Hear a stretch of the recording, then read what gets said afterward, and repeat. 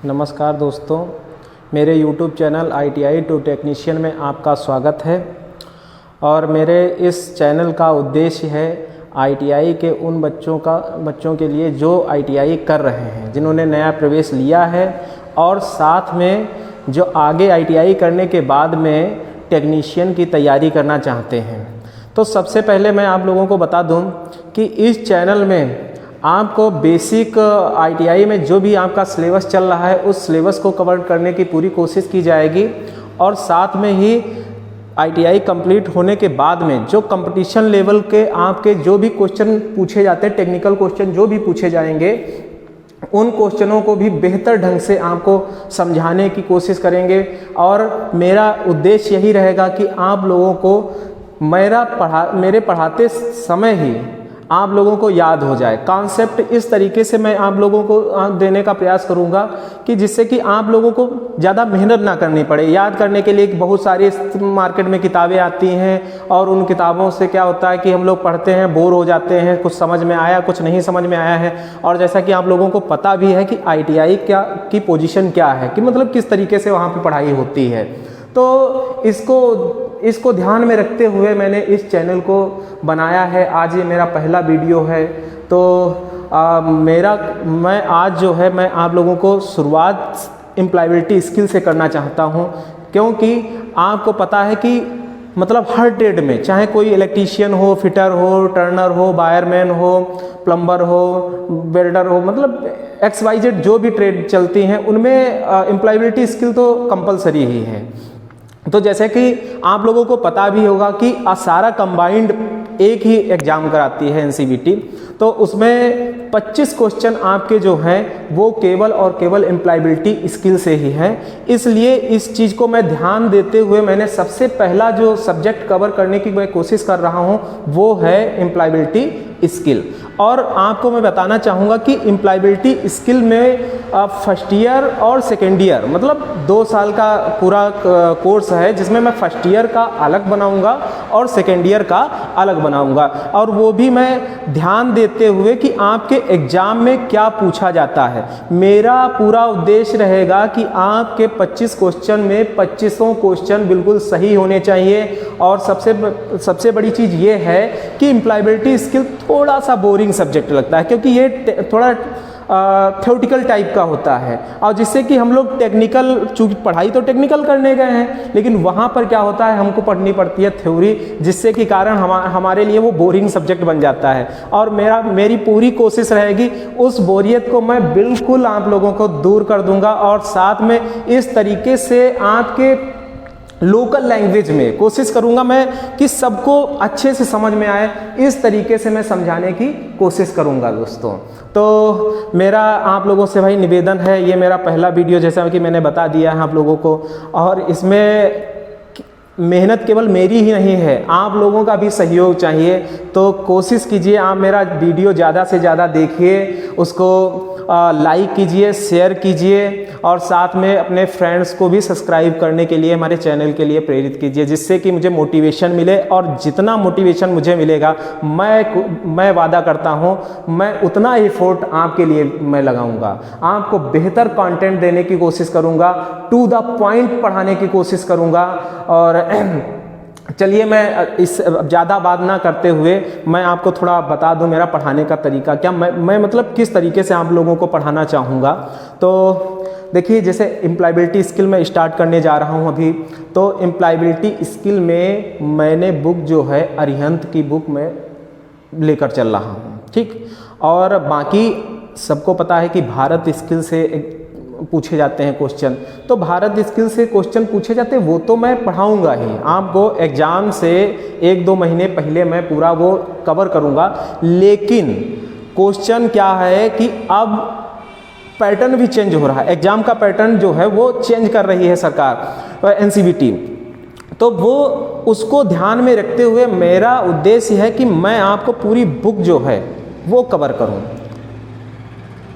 तो जिसमें book cover करना थोड़ा मुमकिन होगा, नामुमकिन तो नहीं होगा, लेकिन ये है कि उसमें टाइम थोड़ा ज़्यादा लगेगा।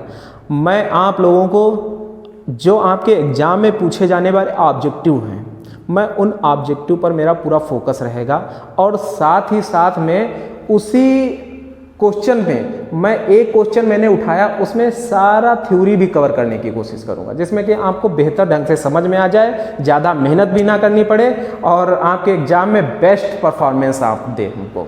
हाँ, तो चलिए दोस्तों, इसी के साथ में मैं स्टार्ट करता हूँ।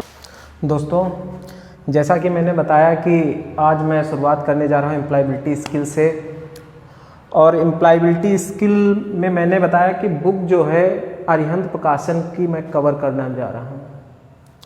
तो जो आपका सिलेबस है, सिलेबस के अकॉर्डिंग पहला चैप्टर आपका बिहेवियर स्किल, व्यवहारिक कौशल है। तो मेरा उद्देश्य ये रहेगा कि आप लोगों को मैं पर डे 10 से 15 क्वेश्चन जो है मैं कवर कराऊँ। मैं ज़्यादा लंबा वीडियो भी नहीं रखना चाहता हूँ जिसमें कि आप वही बोर वाली होने वाली बात रही, तो मैं आप लोगों को बोर नहीं करना चाहता हूँ।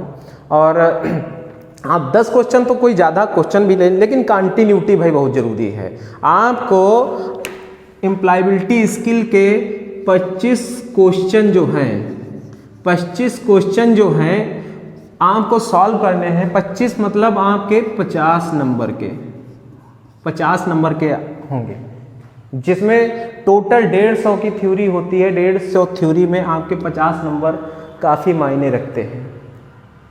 तो 50 नंबर पाने के लिए आपको पूरी तरीके से प्रिपेयर रहना पड़ेगा। आपका मतलब पेपर चाहे वो भारत स्किल से आए और चाहे आपका वो एग्जामिनर कहीं भी घुमा के भी क्वेश्चन करता है, वो आपका क्वेश्चन छूटना नहीं चाहिए। तो ऐसा करने के लिए आपको मेरे साथ जुड़ना पड़ेगा। और मैं हर वीडियो में 10 से 15 क्वेश्चन कवर करने की कोशिश करूंगा, उसी में सारी थ्योरी भी कवर कर दूंगा। लेकिन 10 क्वेश्चन आपको शुरुआत से लेकर अंत तक वीडियो को देखना पड़ेगा, और वीडियो देखते देखते आपको क्वेश्चन जो है वो सारे याद हो जाएंगे। फिर आपका क्वेश्चन कभी भी आए, एग्जाम में आएगा, तो वो आप आसानी से कर सकते हो। तो चलिए भाई, इसी के साथ में आज चलते हैं। तो हमारा आज का पहला क्वेश्चन जो है बिहेवियर स्किल अर्थात व्यवहारिक कौशल चैप्टर है। तो इसको पहले हम समझ लेते हैं कि ये व्यवहारिक कौशल जो चैप्टर है ये आपको क्यों पढ़ाया जा रहा है। क्योंकि हमें अगर जब तक टॉपिक का नाम नहीं पता रहता है तब तक हमें पढ़ने का कोई मतलब ही नहीं बनता है, चीज़ें हमारे ऊपर से निकल जाती हैं। इसलिए सबसे पहले हमें टॉपिक का नाम पता होना चाहिए।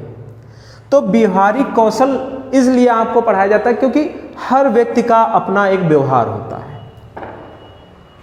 और जीवन जीना एक क्या है, कला है। जीवन जीना एक कला है। वो चाहे आप कहीं नौकरी कर रहे हो या ना कर रहे हो, कहीं आप किसी कंपनी में हो, कहीं पर भी XYZ आप हो, लेकिन आपका व्यवहार जो रहता है, बिहेवियर जो रहता है, वो हमेशा आपके साथ में रहता है। इसलिए हमको बिहेवियर मतलब हमारा जो बिहेवियर है वो हमारा अच्छा रहे, लोग जो है हमसे अट्रैक्ट रहें। अब जब आपका व्यवहार अच्छा होगा तभी तो लोग आपको लोग पसंद करेंगे। तो ये जो है ये कला मतलब जो जीवन जीने की कला है, इसके लिए हमको स्किल चाहिए। स्किल मतलब कौशल, ठीक। तो ये कौशल को ग्रोथ करने के लिए, इस कौशल को डेवलप करने के लिए, अपने अंदर डेवलप करने के लिए हमें बिहेवियर स्किल आना चाहिए। तो उसमें क्या आता है बिहेवियर स्किल में? जैसे आप कैसे उठते बैठते हैं, किस तरीके से आपका पहनावा कैसा है, आप लोगों के साथ में किस तरीके से मिलते हैं, उनसे बातचीत कैसे करते हैं, तो ये सारी चीज़ें जो हैं बिहेवियर स्किल में आ जाती हैं। तो ये तो आपको समझ में आ गया होगा।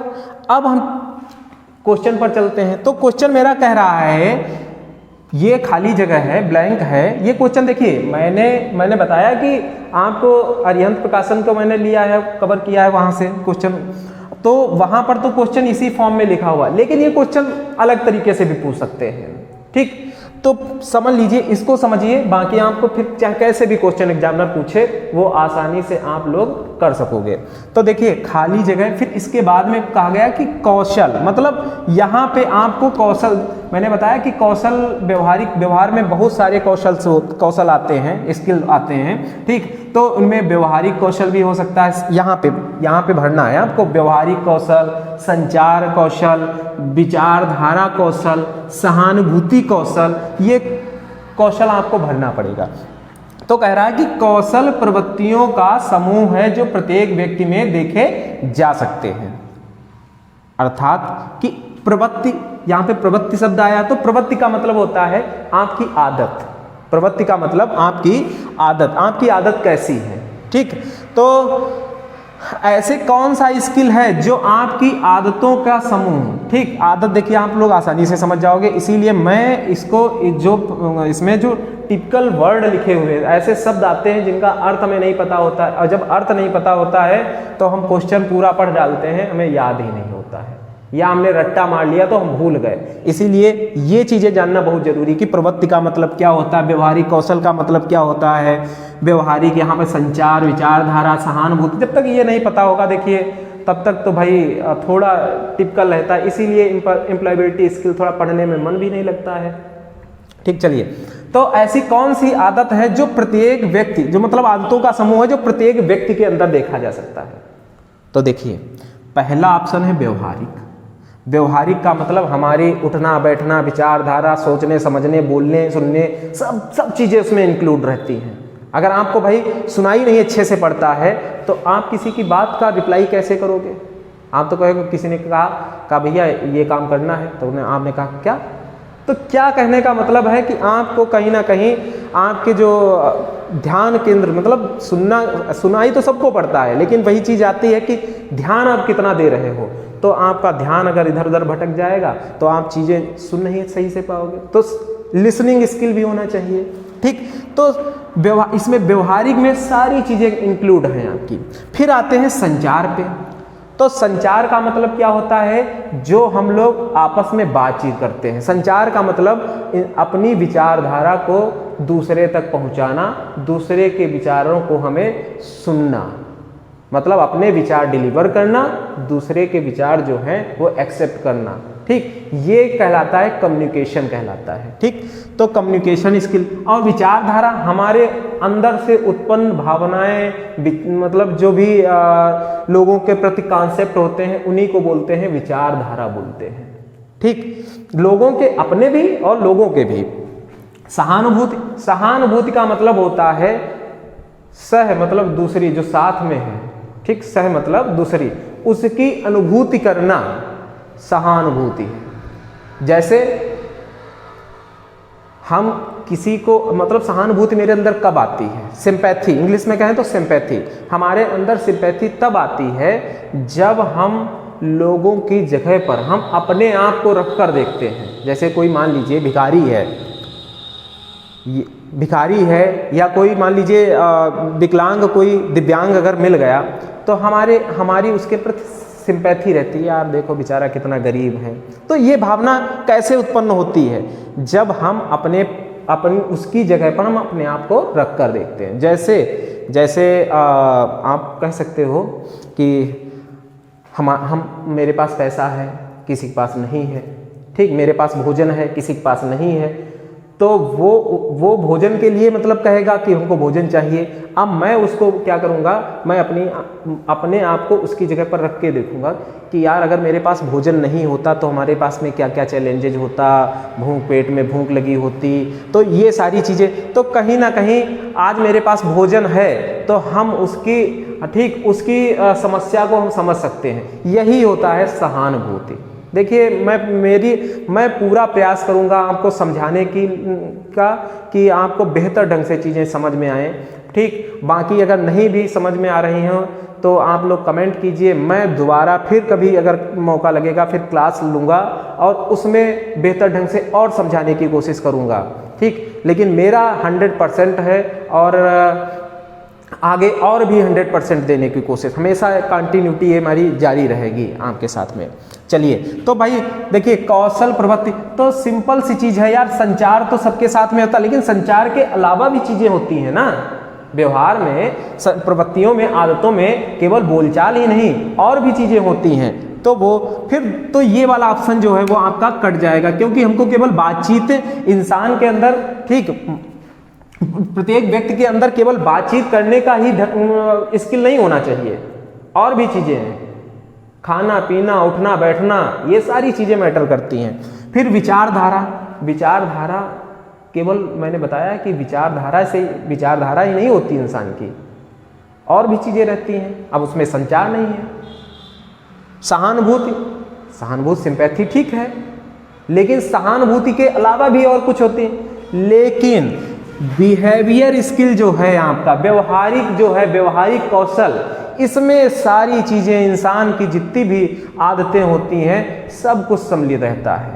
भाई इंसान का व्यवहार केवल एक ही तरीके से जज नहीं किया जाता है, उसके उठने बैठने बोलने चालने खाने पीने, ये सब से व्यवहार, मतलब ये सारा सब कुछ व्यवहार में आ जाता है। तो दोस्तों इसलिए ये ऑप्शन, अब आप लोग खुद गेस कर गए होंगे कि इसका आंसर क्या होगा, तो इसका आंसर व्यवहारिक होगा। व्यवहारिक कौशल प्रवृत्तियों का समूह है जो व्यक्ति में देखे जा सकते हैं।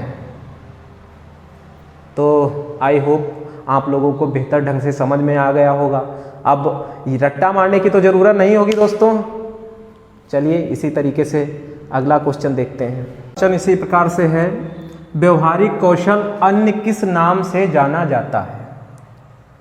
तो भाई व्यवहारिक कौशल को दूसरा नाम, मतलब भाई हर किसी के दो नाम हो सकते हैं, तो इसी प्रकार से व्यवहारिक कौशल उसको एक दूसरे नाम से भी जानते हैं।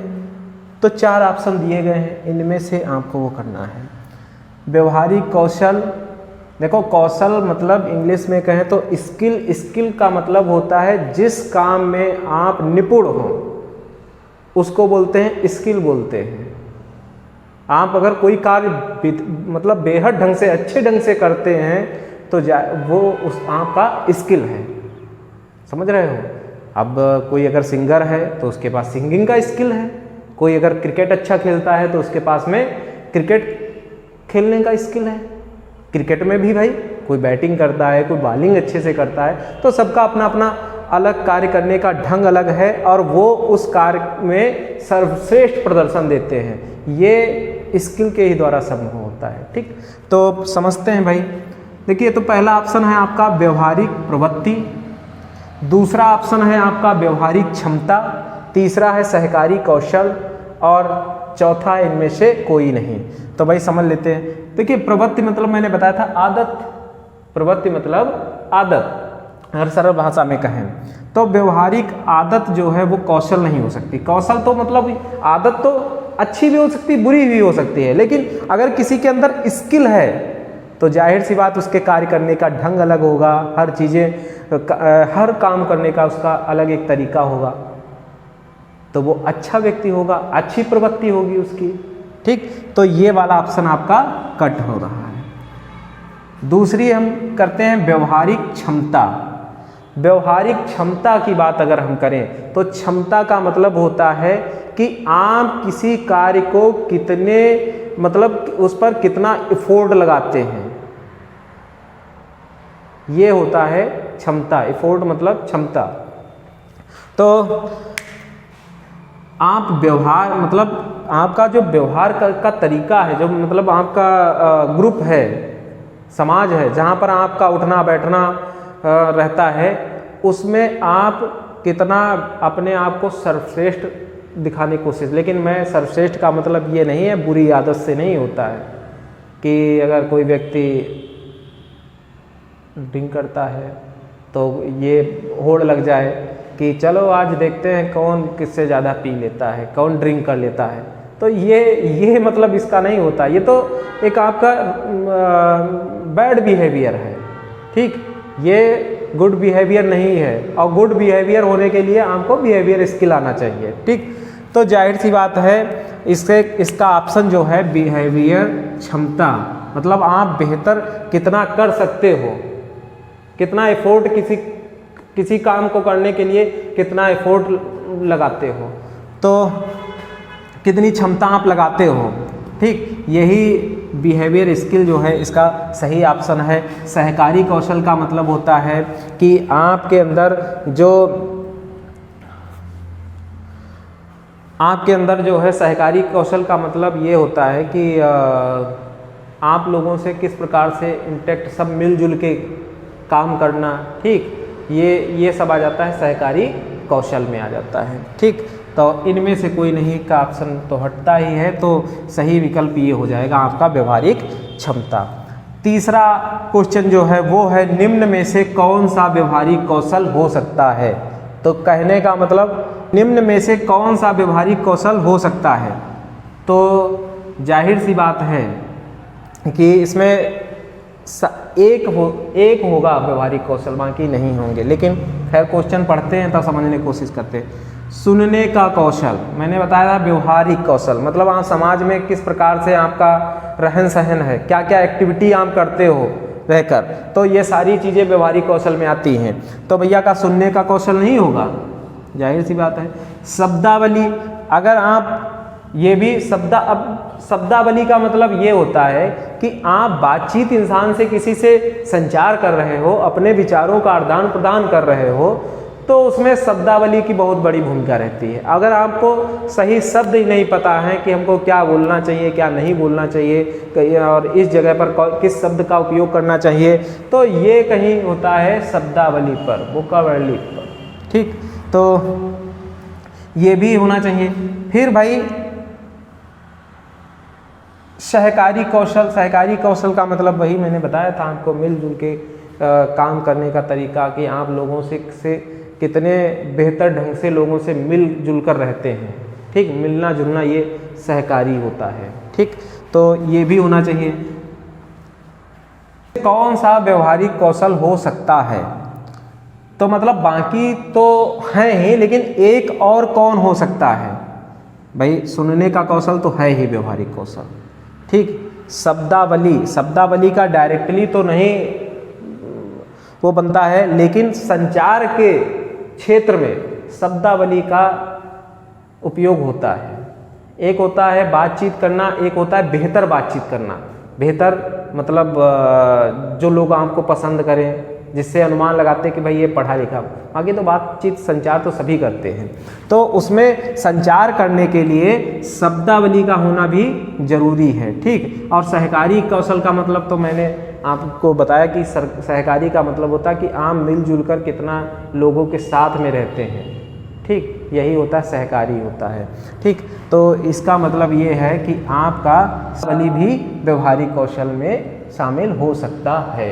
ये हो गया। अगला क्वेश्चन, प्रवृत्ति के अंतर्गत व्यक्ति को सकारात्मक या नकारात्मक उद्भव के रूप में खाली जगह किया जाता है। ठीक, प्रवृत्ति मतलब मैंने बताया कि आदत, प्रवृत्ति का मतलब होता है आदत। तो आदत के रूप में मतलब जो है अंतर्गत व्यक्ति के अंदर सकारात्मक या नकारात्मक उद्भव के रूप में खाली जगह किया जाता है।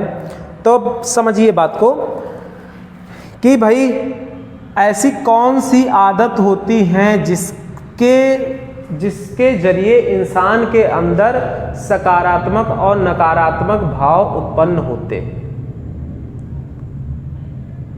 तो भाई आदत, देखिए विचारधारा आपकी जो है वो, या आदत आपकी जो है वो आपकी या तो सकारात्मक हो या तो नकारात्मक। इंग्लिश में अगर कहें तो हम कह सकते हैं कि या तो वो पॉजिटिव हो या तो निगेटिव। अब बात आती है कि कौन पॉजिटिव होता है कौन निगेटिव होता है। तो हमारा व्यवहार जो होता है वो लोग उसको कितना पसंद करते हैं, हमारे विचार लोग कितना पसंद करते हैं, कितना मेरा इफेक्ट समाज में पड़ता है, तो ये चीज़ ही दर्शाती है सकारात्मकता और नकारात्मकता। हमारे द्वारा किए गए क्रियाकलाप अगर लोगों को पसंद आ रहे हैं तो इसका मतलब वो मेरी एक्टिविटी जो है वो पॉजिटिव होगी। अगर समाज में लोग हमें नहीं पसंद कर रहे हैं, हमारी आदत को नहीं पसंद कर रहे हैं, तो उस आदत को हम बुरी आदत या निगेटिव उद्भव, या आप कह सकते हो निगेटिव बिहेवियर, ठीक, ये कह सकते हैं आप। तो भाई इसमें जो है आपको सिलेक्ट करना है कि भाई मतलब किन प्रवृत्तियों के कारण जो है, ठीक, जो प्रवृत्ति के अंतर्गत व्यक्ति के सकारात्मक या नकारात्मक उद्भव के रूप में, ठीक, किसको वो किया जाएगा? तो भाई ये चीज़ जो है ये आपकी परिभाषित किया जाता है। ये क्या किया जाता है? परिभाषित। सम्मान का तो मतलब पता ही है कि लोग आपको क्या मतलब किस नज़र से देखते हैं, ठीक, ये आपका सम्मान हो गया जाके। संचार का मतलब होता है कि आप लोगों से बातचीत कैसे कर सकते हो। लेकिन सकारात्मकता और नकारात्मकता ये जो है ये परिभाषित किया जाता है केवल। ये क्या किया जाता है? परिभाषित किया जाता है कि भाई वो व्यक्ति अच्छा है, वो व्यक्ति बुरा है, ठीक, उसकी आदतें अच्छी नहीं हैं, उसकी आदतें खराब हैं, ठीक, या उसकी आदतें बहुत अच्छी हैं। तो ये क्या है? ये परिभाषा है, ये परिभाषा है। तो इसका ऑप्शन ये वाला आपका सही होगा, परिभाषित। अगला क्वेश्चन है, निम्नलिखित में से किस बिहेवियर स्किल मतलब व्यवहारिक कौशल को अपनी क्षमताओं को किसी के जूते के नीचे रखे जाने के रूप में परिभाषित किया जाता है? लिखित अगला क्वेश्चन है, निम्नलिखित में से किस व्यवहारिक कौशल को अपनी क्षमताओं को किसी के जूते के नीचे रखे जाने के रूप में परिभाषित किया जाता है? तो भाई इसका ऑप्शन सुन लीजिए, स्वसुधार, सहानुभूति, विश्वास या प्रवृत्ति। तो कहने का मतलब ये है आपके मतलब व्यवहार जो है आपका, ठीक, जो व्यवहारिक कौशल है उनकी क्षमताओं के आधार पर आप भाई आपका जब व्यवहार अच्छा है तो जाहिर सी बात है आपके अंदर काम करने का तरीका अलग होगा, नज़रिया अलग होगा, ठीक, बेहतर ढंग से आप काम करना पसंद करते हो।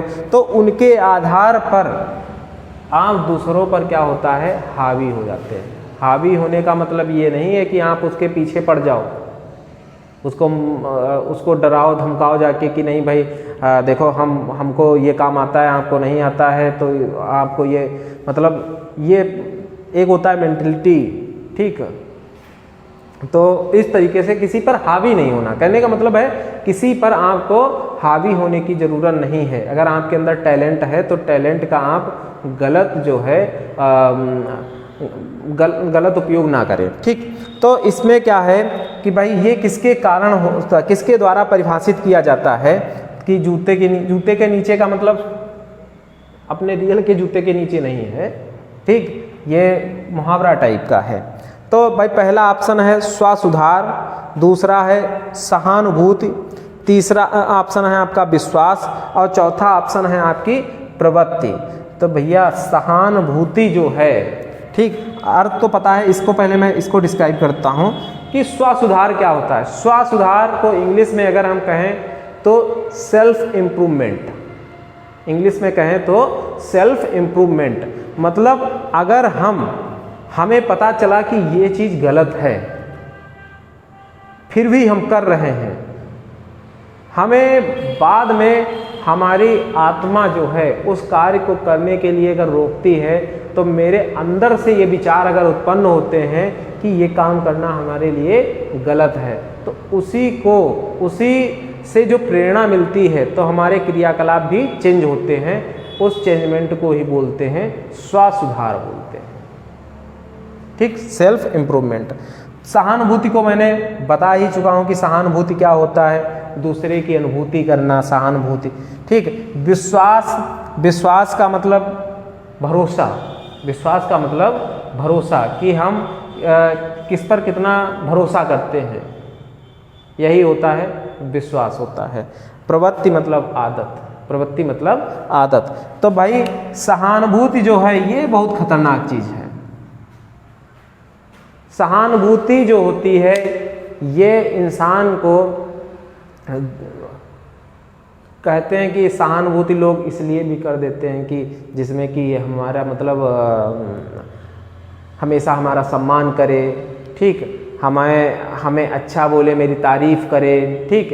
ये चीज़ें जो हैं ये गलत चीज़ें होती हैं और सहानुभूति की वजह से ही ये बात कही गई है कि जूते के नीचे रखे जाने के रूप में। सहानुभूति जो है अगर कोई व्यक्ति, ये भी बिहेवियर स्किल में है, मतलब आप व्यवहारिक दृष्टि से आप इसको अनुभूत कर सकते हैं सहानुभूति को। आप लोगों पर भी हो सकता है किसी ने सहानुभूति की हो कभी, आपने भी सहानुभूति की हो, लेकिन कहीं ना कहीं मन में ये चीज़ रहती है कि यार देखो हमने ये अच्छा काम किया है, और कहीं बताने भी लगते हैं। तो बताने का मतलब क्या है? अगर आपके अंदर से ये फीलिंग्स आई हैं कि हमें किसी की मदद करनी चाहिए, तो आपने की, तो इसमें कोई मतलब बड़ी बात तो नहीं है। इसका आंसर जो जाएगा सहानुभूति आंसर जो है वो। चलिए दोस्तों, आज का वीडियो लंबा थोड़ा हो गया है, चूँकि इंट्रो भी बीच में मैंने दी है, और चलिए दोस्तों, आज का वीडियो काफ़ी लंबा हो गया है, इस कारण आज मैं केवल और केवल 5 ही क्वेश्चन कवर करूँगा। मैं कल से मिनिमम 10 से क्वेश्चन एवं ही रखूँगा। और अगर आपको हमारी वीडियो में कोई भी गलती लगी हो या कुछ ऐसा लगा हो कि गलत हो मैंने बताया हो, तो इसके लिए आप मुझे कमेंट में बता सकते हैं कि मेरी क्या गलती है और मुझे क्या इम्प्रूवमेंट करना चाहिए। क्योंकि आज ये मेरा फर्स्ट वीडियो है, तो आप लोगों का फीडबैक ही हमारे अंदर एनर्जी देगा और हमारे अंदर भी इम्प्रूवमेंट करने की क्षमता देगा कि मैं इसको कैसे इम्प्रूवमेंट कर सकता हूँ।